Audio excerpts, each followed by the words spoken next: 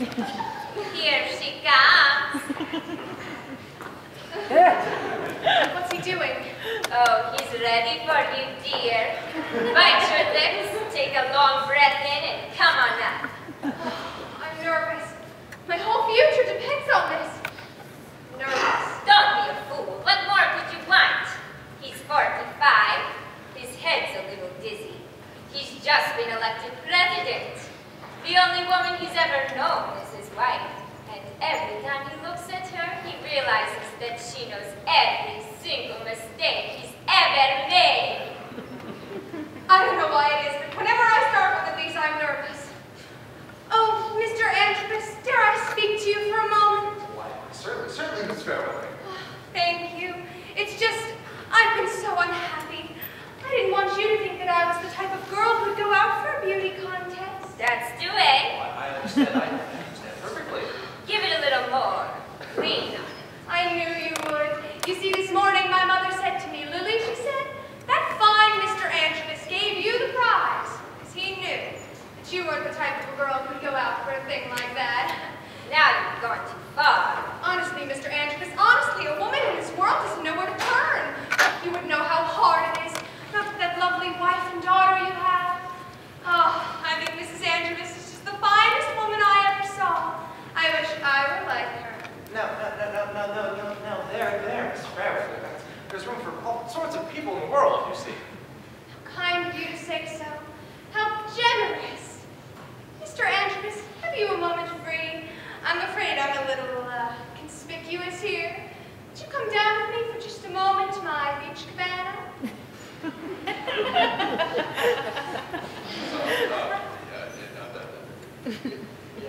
Yes. Just for a moment. It's a nice, comfortable deck chair there. Because you know you do look tired. My mother said to me this morning, Lily, she said, I hope that fine Mr. Antrobus is getting a good rest. His strong face has deep lines in it. Now, isn't it true, Mr. Antrobus, that you work too hard? Bingo. There. You come with me, just stretch out in my cabana. I won't say a word, not a word. I'll just sit there, privileged. It's what I am. Oh, Miss Fairweather, spoil me. Just a second. I have something I wish to say to the audience. Ladies and gentlemen, I'm not going to play this particular scene tonight. It's just a short scene, and we're going to skip it. But I'll tell you everything you need to know, and then we can just go on from there.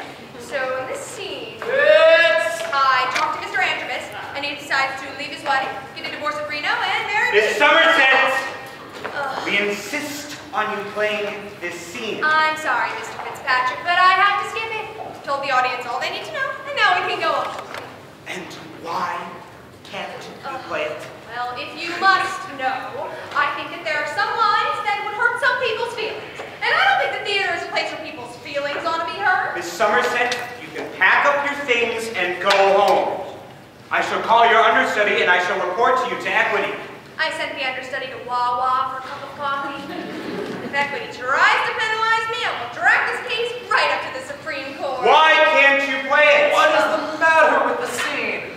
Well, I have a special guest in the audience tonight, and her life hasn't exactly been a happy one. Now, I would not have my friend hear some of these lines for the whole world. Don't suppose it ever occurred to the author that some women have actually gone through the experience of losing a husband like that. Now, wild horses would drag from me the details of my friend's life, but, well, they were married for 20 years, and before he got rich, well, she did all the washing and everything, and as for the other harrowing details, well,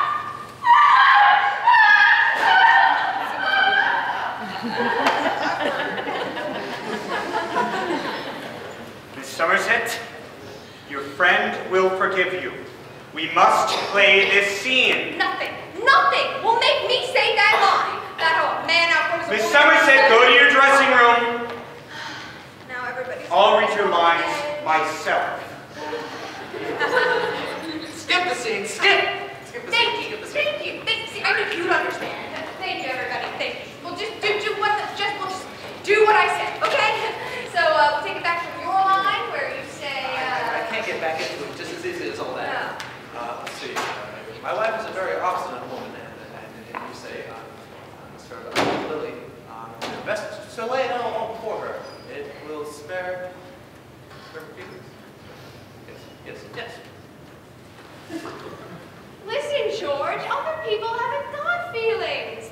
Not in the same way that we have. We who are presidents like you and prize winners like me. Listen, other people haven't got feelings. They simply imagine they have. In 2 weeks, they go back to playing bridge and going to the movies. Listen, everybody in the world, except for a few people, are just people of straw. You really have no insides at all. Now that you're president, you'll see that. Listen, there's a sort of a secret society at the top of the world, like you and I, that knows this. The world was made for us. What's life anyway? Except for two things, pleasure and power. What is life? Boredom? Foolishness? You know it is. Except for those two things, life is nauseating. So come here.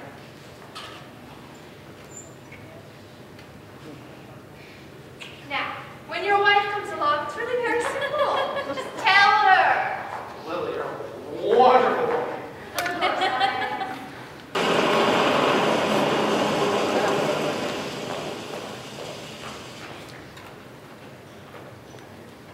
Mama, here I am. Modest Antrobus, where did you get those dreadful things? What? Papa liked the color. You go back to the hotel this minute. I won't. I won't. Papa liked the color. All right. All right, you stay right here. I don't care what happens. I don't care if the biggest storm in the whole world comes. Let it come. Where's your brother? He'll be here. Will he? Well, let him get into trouble. I don't care. I don't know where your father is, I'm sure.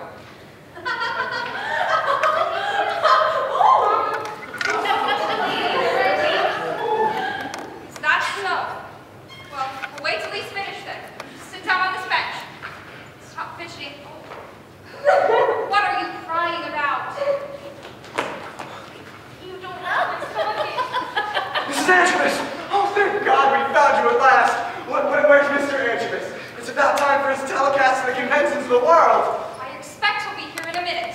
Mrs. Antrobus, will you please consent to the telecast in this place? It's the most important one of the year.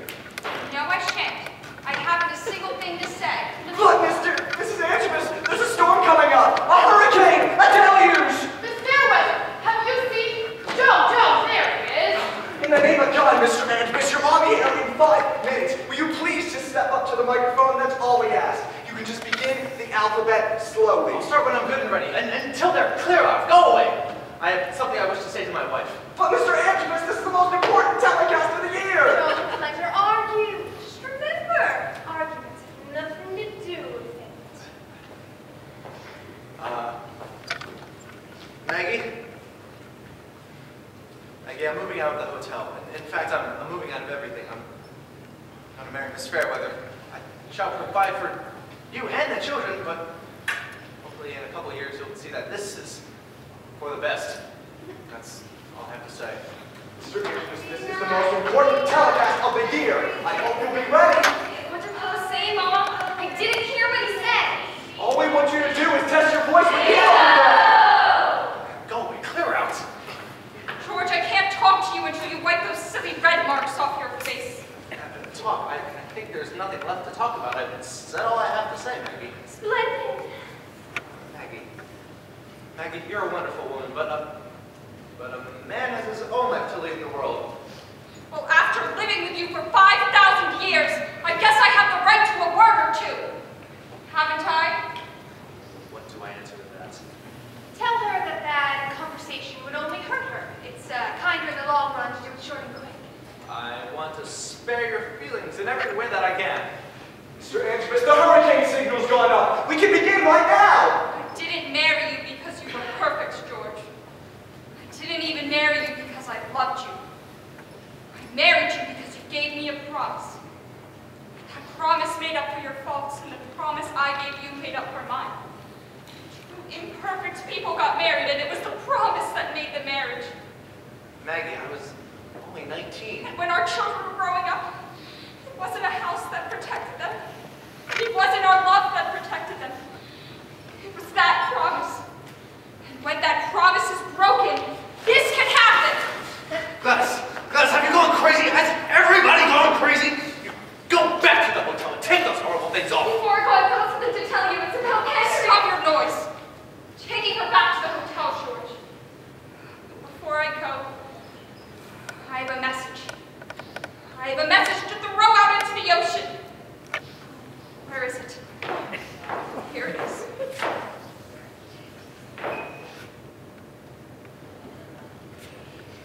It's a bottle.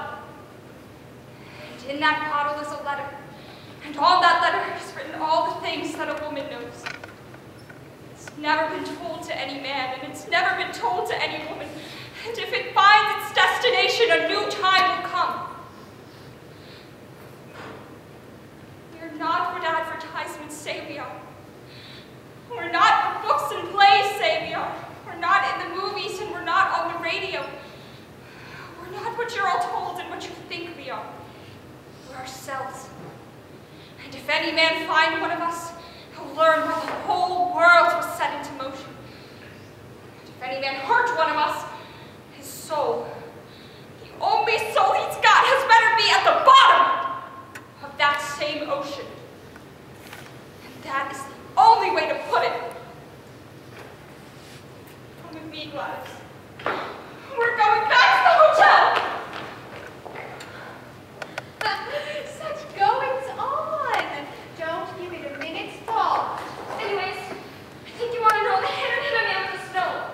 He hit one of those men that push the chairs, and the man's very sick. Everywhere went in hand, and the police are looking after him very hard. And I don't care a bit. If you don't want to have anything to do with Mom left me, so I'll never like you again. I hope nobody ever likes you again. So there!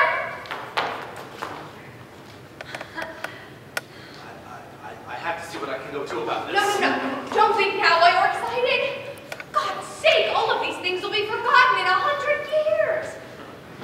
Come, you're on the air. Thank you, Miss Fairweather. Just say anything. A bunch of birds and fishes and things. Thank you, Miss Fairweather. We're ready for you, Mr. Anxious.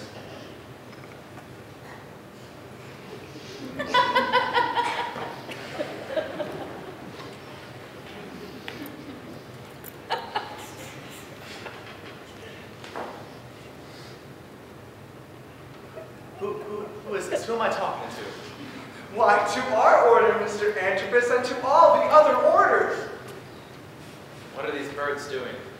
Those are the birds, Mr. Antrobus, delegates to our convention, two of a kind. Look at the water. Look at these fish. Kids! Kids, come see this. There's Maggie. There's Maggie's whales. Maggie! Mr. Antrobus, I hope you'll be ready. All these. You didn't know these would be here. Yes, George. Those are the animals. Yes, Mr. Antrobus, those are the vertebrae. We hope the lion will have a word with you when you're done, but for right now, we'll have just enough time before the storm, so please. They're waiting!